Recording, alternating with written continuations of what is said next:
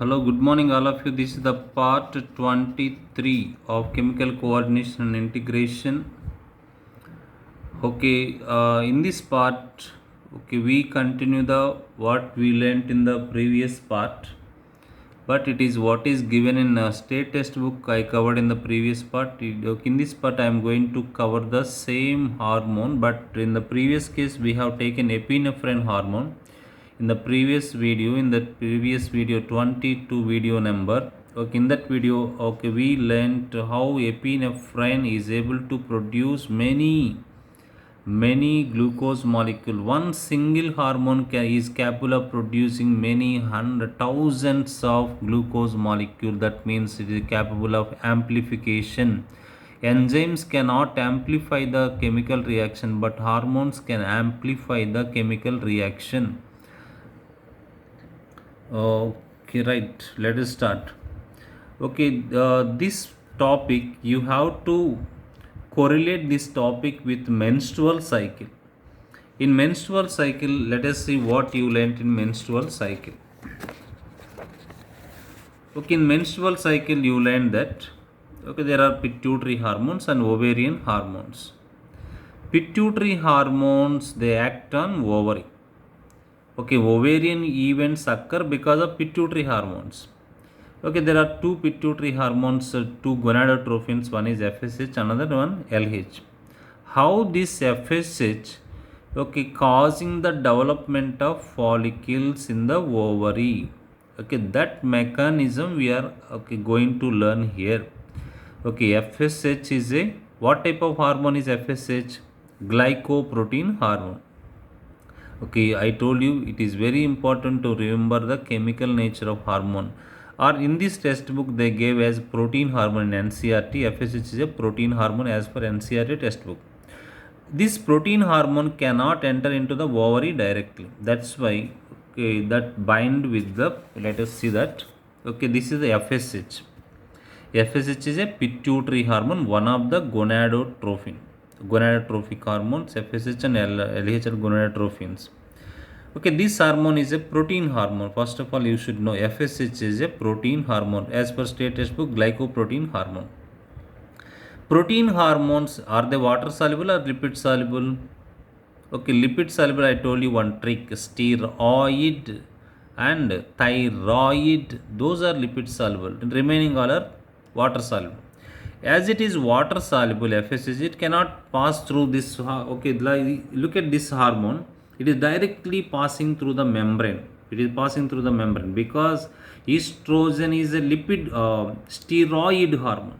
Steroid ID. It is a lipid soluble hormone. It can easily, because it consists of lipids. Okay, you learned plasma membrane. You learned the structure of plasma membrane in zoology. Fluid mosaic model. I think different models you have learned. Okay, as it consists of lipids, okay, it can easily pass. It has a lipid. It has a lipid. It is a lipid soluble. It is also lipid. Okay, this membrane consists of lipid. Therefore, it can easily pass.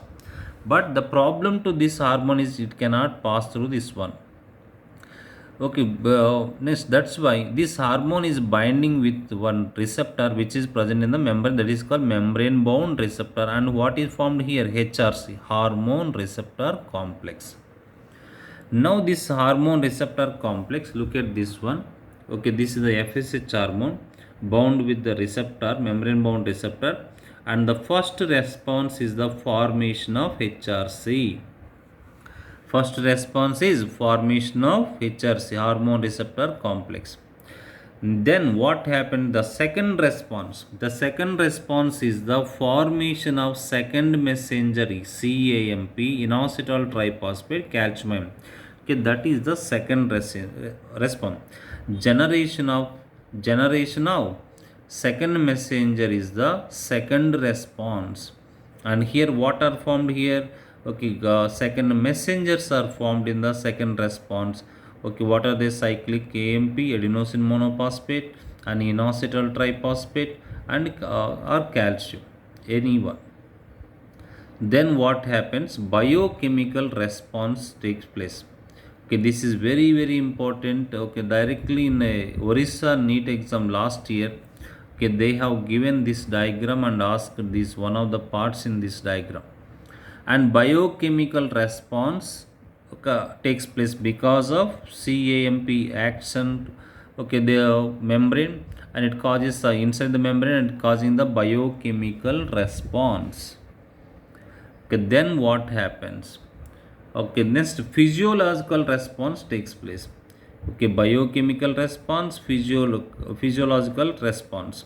And this physiological response is the growth, ovarian growth takes place, follicles development takes place. Okay, in this way, FSH hormone is acting on the ovary. In the ovary, inside the ovary, there are cells in the ovary, and it pass it as it cannot pass through this ovarian cell membrane. Okay, there is a cell here. They have cut some part of the membrane here, and they are showing here. Okay, what response occurred here?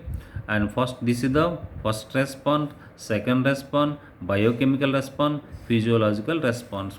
Okay, first response is HRC formation, second response is formation of second messenger, and third response is biochemical response, and fourth one is physiological response. And what happens because of this one? Follicles development takes place. What is this hormone? FSH hormone, follicle stimulating hormone. Okay, in this way this hormone acts. You can see here what they have given here: diagrammatic representation of mechanism of hormone action. Which hormone they have given here? Protein hormone. Okay, what are they taking that protein hormone here? FSH, they considered it as a protein hormone. Okay, that's about NCERT textbook, membrane bound hormone, hormone mechanism.